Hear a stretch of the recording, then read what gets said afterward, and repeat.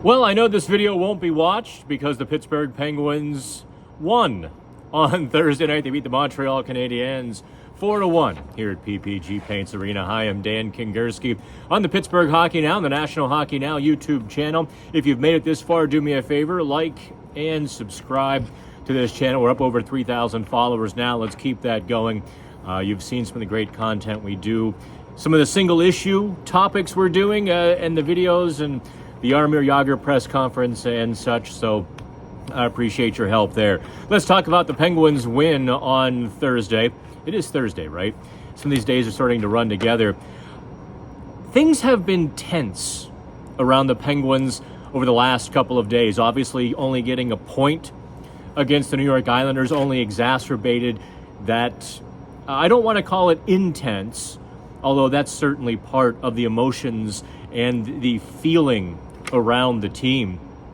But even Mike Sullivan was testy, maybe a bit combative with reporters on Wednesday, kind of, taking what I thought were honest questions, but maybe showing some of the frustration that the team is feeling. Look, they blew a late third period lead against the LA Kings. They had to storm back against the Islanders. These are things that a playoff team shouldn't have to do or shouldn't endure. When Sullivan and Erik Karlsson both say, well, we've been in playoff mode, and then they keep losing, that's not a good sign. The Penguins do get the first win of their four-game homestand. At most, they can come out of this four-game set with 5 points if they beat the Philadelphia Flyers on Sunday afternoon, and that will not be an easy test. But let's talk about the Penguins game against the Canadiens, just maybe briefly here, because this was a classic, played well enough to win. The reality is there were a few players who showed the necessary level of desperation, brought their games to another level. Evgeny Malkin, maybe first and foremost. A couple of the young legs showed very well. Drew O'Connor. Valtteri Puustinen, his last couple of games, I think they have been his best in the NHL. Maybe, let me rephrase that. His most complete games in the NHL. He's playing like a water bug. He's zipping all over the zone. He's on these loose pucks quickly, but he's also playing with a certain intent in the offensive zone. His shift in the second period, actually, I think if you mapped his shift in the second period, it was very similar, I know a nice tie-in here, to Jaromir Jagr's Game 6 shift against the New Jersey Devils, in which he tied the game late. Just the way he came through the middle of the ice, was present near the net, snuck to the right wing circle, but made himself very available for teammates in an aggressive stance. That was almost exactly how Jagr did it back in '99. Puustinen does that tonight, hits the crossbar, doesn't get the cookie for his effort, but that shift was on the heels of a good Evgeny Malkin forecheck. And when Puustinen hits the crossbar, I think all the Penguins got a little taller. And if you look at just the natural stat trick, the Corsi and the shot attempts, from that moment, it was straight up for the Penguins. They get a couple of goals in 21 seconds. Drew O'Connor, speaking of young legs, rips a shot from the left wing hash marks. Also, a little side addendum to Drew O'Connor's goal, set up by Erik Karlsson, breezing up the ice. You know Erik Karlsson is playing well when you almost don't notice how effortlessly he sets up zone time.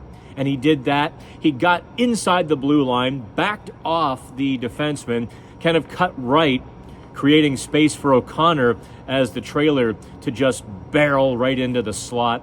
Karlsson pulls the defenders, clears the space, and O'Connor did what you're supposed to do when you get a rip from that spot on the ice. He beat Caden Primo. So I think those are the good performances of Evgeny Malkin, showing that desperation.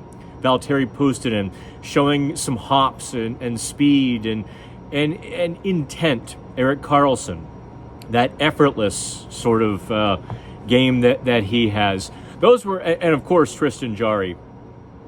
I don't want to say he stole the game, but he was clearly, I think, the biggest difference on Thursday.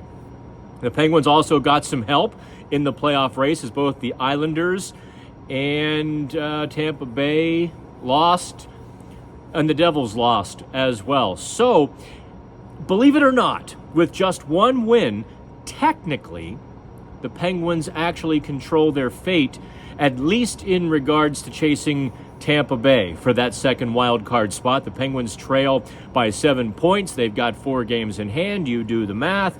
In theory, however, between Tampa Bay and the Penguins are the Washington Capitals, New Jersey Devils, and the New York Islanders, whom they lost to on Tuesday. So, I did not put out the Q&A because I'm plugged into y'all. I know what's going to happen. That whole waiting for the Penguins to lose thing is still front and center right now. I get it, but what happens if? What happens if the Penguins reel off a handful in a row? They go out west. Let's just say they beat the Flyers Sunday. They go out west and they come back with 7 of 8 points. And now all of a sudden they're right back in the thick of things. What happens? Well, I think the first thing that happens is Jake Gensel is still a Pittsburgh Penguin, at least for the remainder of the season. What happens after that? I'm curious about how your attitude would change. I think I know a lot of the cynics like, it doesn't matter, they'll lose in the first round, it doesn't matter if they make the playoffs. I'm curious if the great, let's call it Richard Nixon's silent majority, if you are still hoping for a playoff run. So that's the Penguins postgame. We're going to do a single issue on the Penguins trade. We'll do a single issue video on the Penguins trade that happened in the first period on Thursday. Kind of an interesting trade. Kyle Dubas rolled the dice a little bit. It could be absolutely nothing. It could be a little bit expensive.